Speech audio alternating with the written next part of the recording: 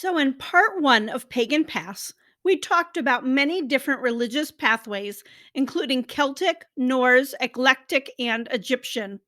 But where do you go from there? In this video, we are going to explore actual things you can do to grow as a pagan. You are going to apply these to whatever practice you are choosing to follow. Hi, I'm Amy, and welcome to my channel. Today, we are focusing on a number of specific ways that you can explore and grow in your pagan faith. There is a lot of commonality in pagan practices, and you can pick and choose activities that you enjoy and that bring you closer to the deities you want to worship. Some of these may be things you already do. You just need to do them with more intention. An altar gives you a focal point and a place to practice your religion. There are many ways to use an altar. You may have a permanent altar space or change it to reflect the seasons or holidays. Altars are expressions of your faith. You can set them up to honor and leave offerings for a deity. Some ancient cultures, like the Romans, had altars in their homes. Many cultures had outside community altars, and sacrifices were often livestock. Our modern age often means that we have an altar in the home and leave offerings on a plate. On the left is a temporary altar I made to honor the Celtic goddess Danu, and on the right is my more permanent ancestor altar. If you are new to altars, I suggest you pick a place and start adding some objects that speak to you spiritually. I will link to a video I have on creating a basic altar. Music is a great way to experience and explore. Bands such as the Nordic Heilung and the indigenous Siberian band Oteikin are excellent. There is so much good ethnic niche music out there that celebrates our ancestors. Learn to play an instrument. Drumming groups are popular. I play the Native American flute. Poorly, but I play. Incorporating music into your worship makes it more participatory, even if it's just shaking a rattle gourd. Dance. Dance in the woods. Dance in front of your altar. Dance to the gods. Dance is a primal expression of joy. Move your body in prayer, in song, move with the elements, and be part of nature. Music may lead you to participate in community dances or get togethers where you make traditional clothing. I like to attend powwows. Obviously, this is a more skilled level of crafting.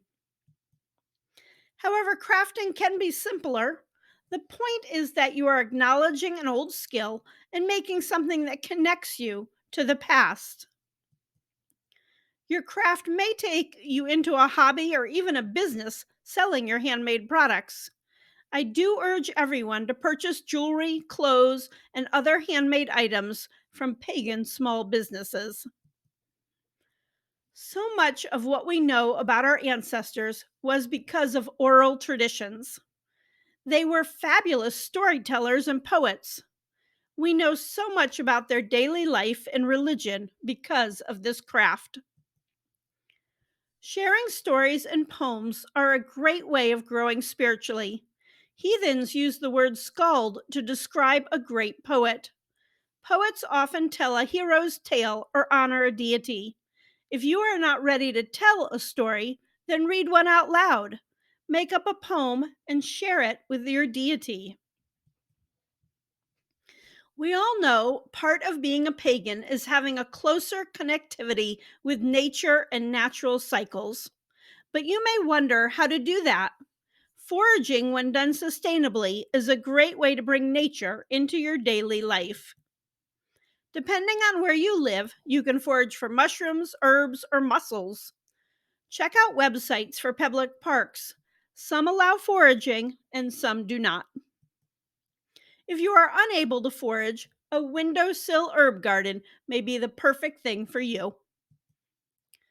Part of connecting with nature is connecting with animals. Many pagan gods and goddesses are connected with specific animals. I talk a lot about spirit guides on this channel, probably because it is a way for me to be in touch with spirit. There is a reason that the gods align themselves with animals. Spirit animals help guide and protect us. Witchcraft did exist in indigenous and ancient cultures. Practices varied widely, and we have mixed levels of information. For cultures like the ancient Egyptians, we have distinct written guidelines for making amulets and using spells. But for some cultures, we don't know a whole lot. Many people from a variety of pagan paths choose to practice a modern form of witchcraft, and that is perfectly okay.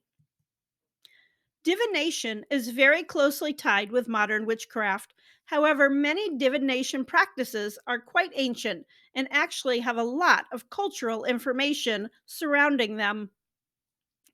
Witchcraft and divination are certainly both areas you can explore within your religious and spiritual journey. Who loves the poem The Road Not Taken by Robert Frost? Two roads diverged in a wood, and I took the one less traveled by, and that has made all the difference. I love it. Go out and enjoy. Enjoy being a pagan.